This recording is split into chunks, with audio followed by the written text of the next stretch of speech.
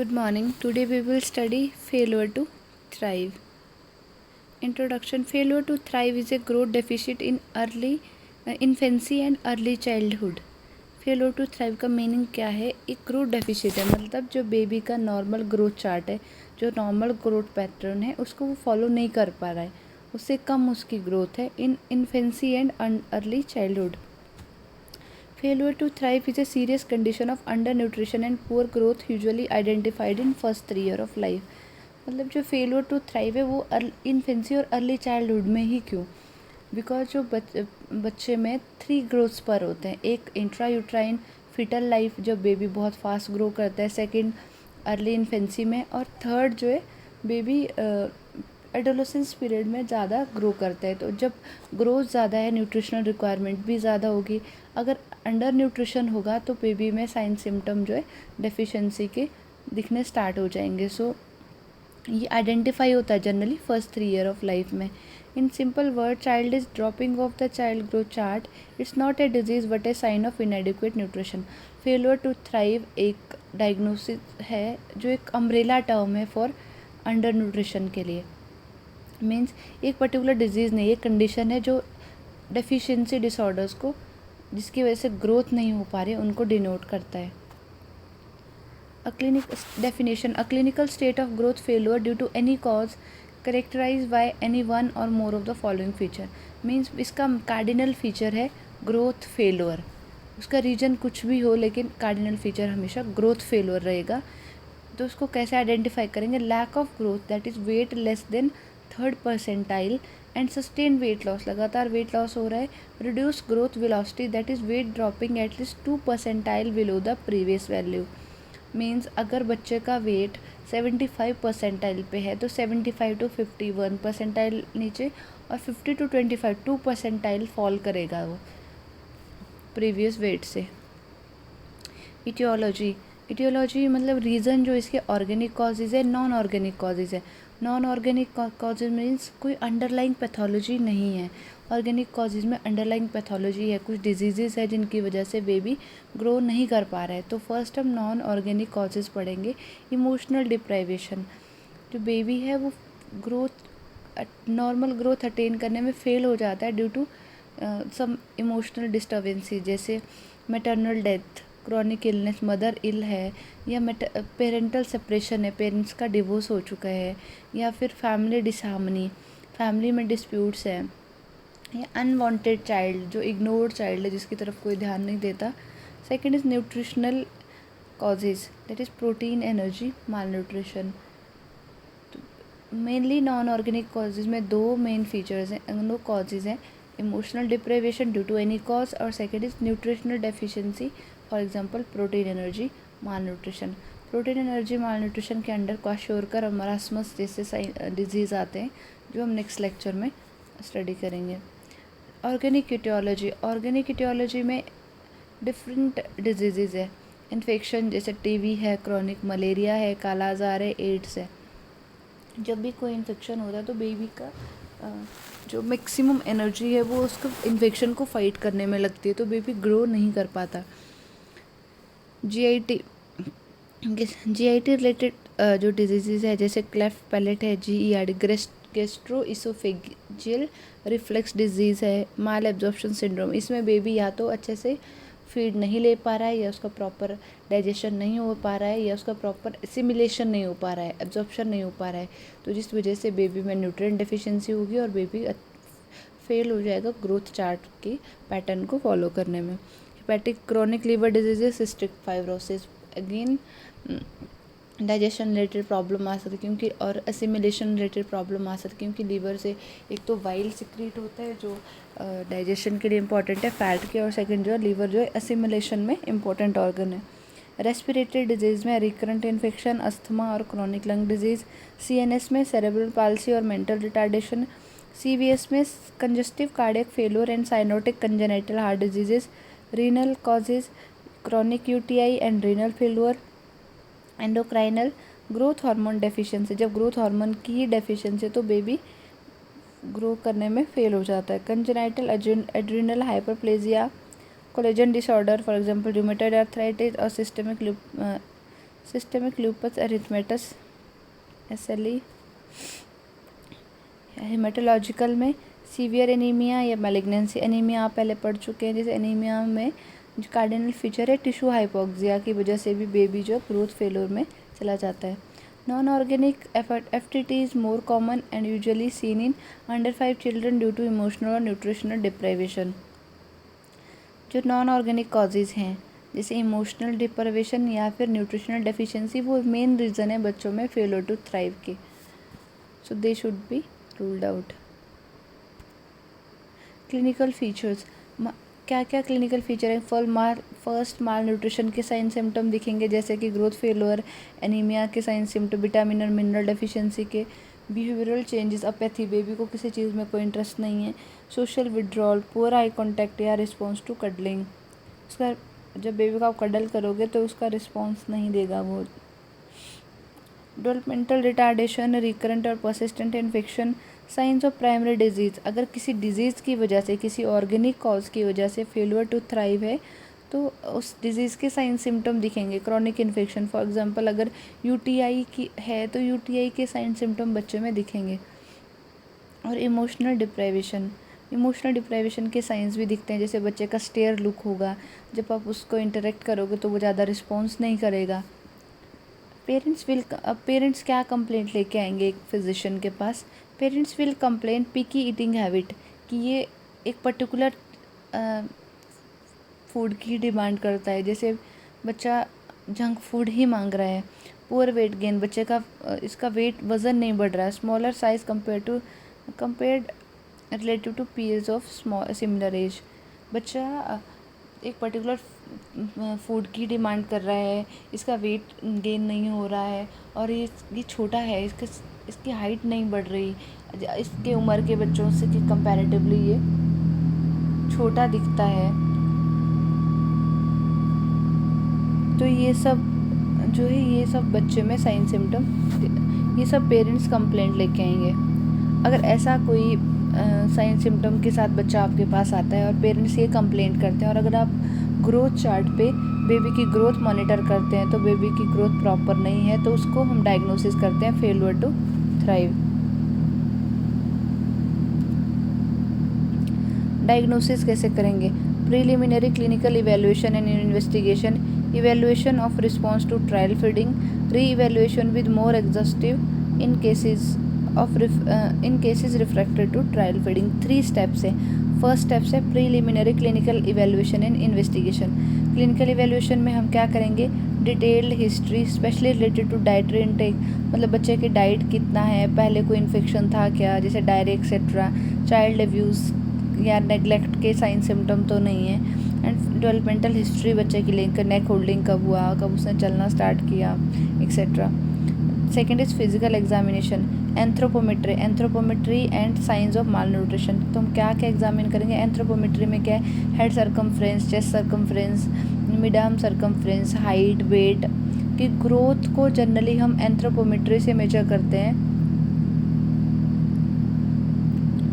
और हम science of mall nutrition देख, कोई हेयर्स में कोई फ्लैग पैटर्न तो नहीं है, बेबी के में कोई विटामिन मिनरल डेफिशिएंसी या प्रोटीन एनर्जी माल न्यूट्रिशन के साइन सिम्टम तो नहीं है। चाइल्ड अब्यूज़ का कोई साइन सिम्टम या नेग्लेक्ट का, जैसे चाइल्ड का वेकेंट स्टेयर उसका, and poor response to stimulation, ये सब। Baseline investigation, complete haemogram to exclude anaemia, infection, urine analysis for UTI, chronic renal disease के लिए करेंगे। कंप्लीट हीमोग्राम करेंगे, यूरिन एनालिसिस करेंगे, स्टूल एग्जामिनेशन करेंगे माल एब्जॉर्प्शन के लिए और वर्म्स के लिए, chest x-ray and tuberculin test, मतलब मॉन्टॉक्स टेस्ट करेंगे टीबी के लिए, और skeletal survey to assess the bone as.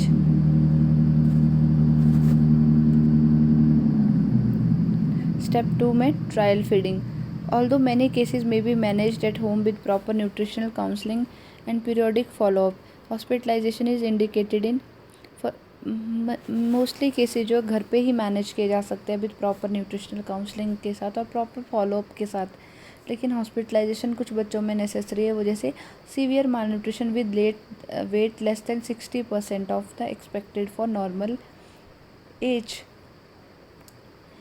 Second is suspected child abuse या नेग्लेक्ट। अगर कोई बच्चा जिसमें नेग्लेक्टेड है, अनवांटेड चाइल्ड है या चाइल्ड अब्यूज़ का विक्टिम है, तो उसको इंस्टीट्यूशनल या हॉस्पिटलाइजेशन जो है उसके लिए इम्पॉर्टेंट है।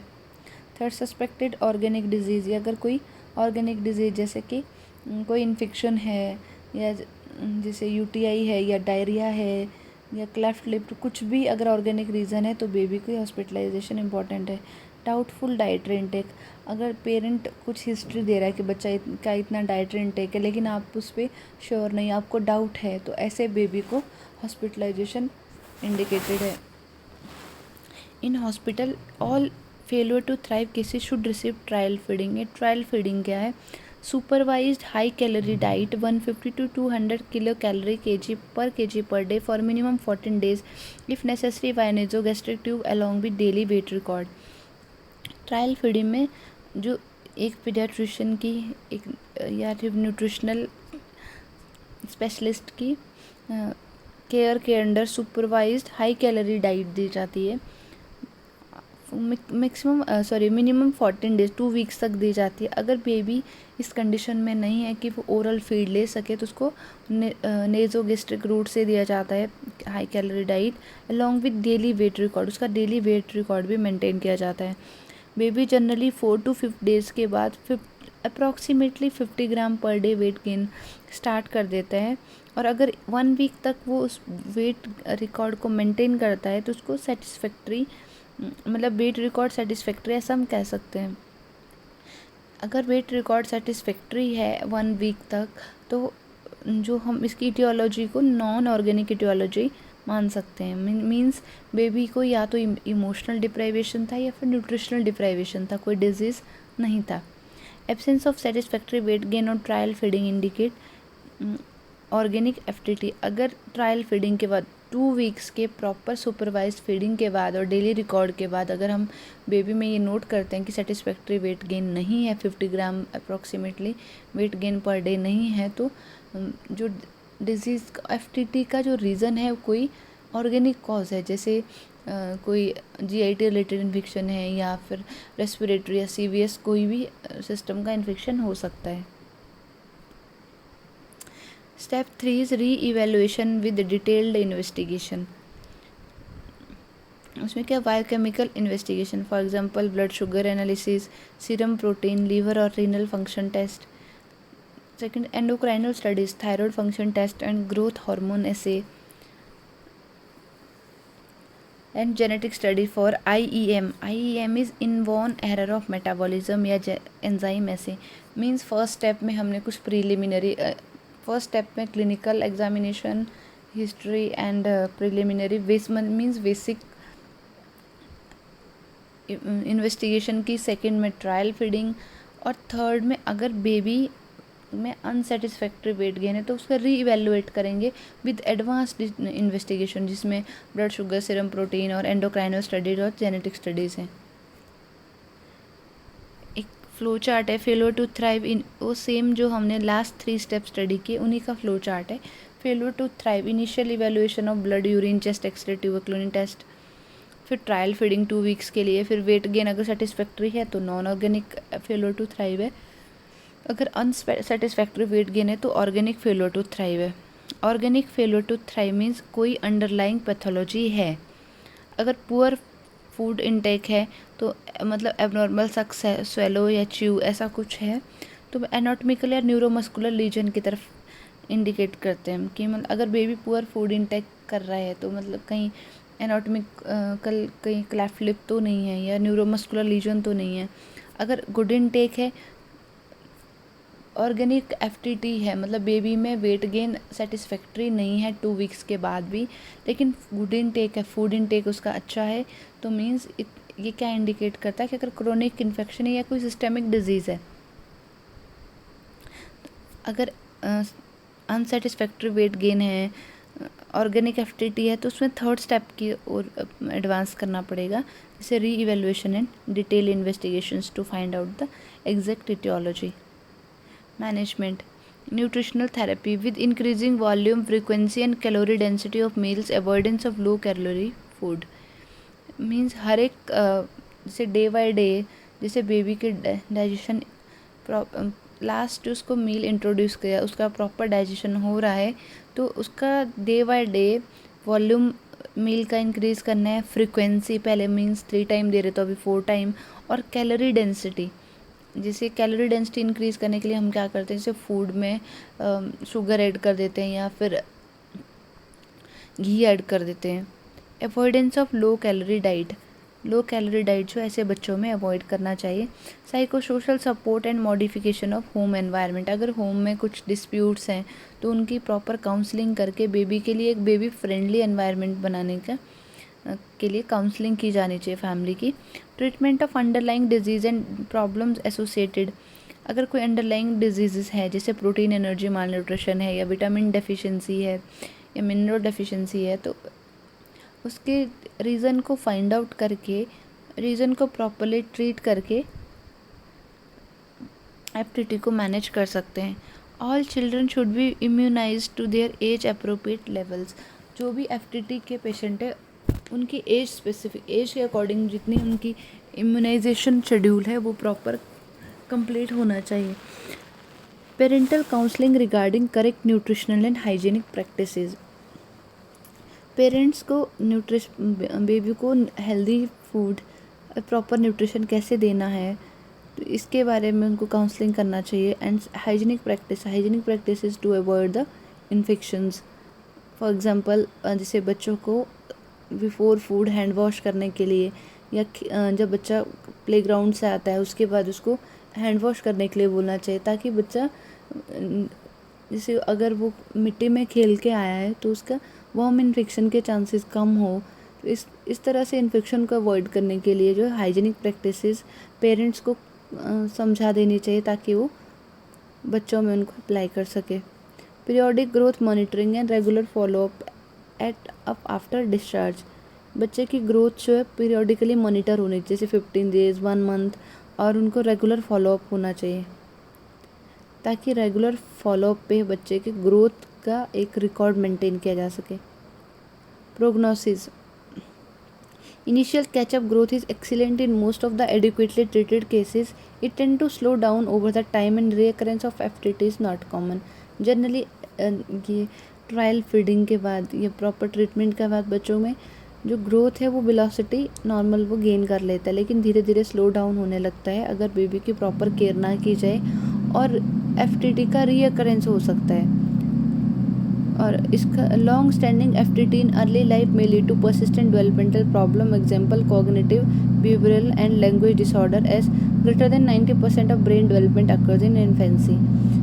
मतलब जो बेबी का जो ब्रेन डेवलपमेंट है वो मैक्सिमम इन्फेंसी में होता है, मैक्सिमम 1.5 ईयर तक जो है 90% brain development of adult brain का 90% तक ब्रेन डेवलपमेंट 1.5 ईयर तक हो जाता है। अगर इस फेज़ में बेबी को न्यूट्रिशनल डिप्राइवेशन हो, उसको लॉन्ग स्टैंडिंग एफटीटी हो, long standing failure to thrive हो, तो उसको परमानेंट डेवलपमेंटल प्रॉब्लम आ सकती है।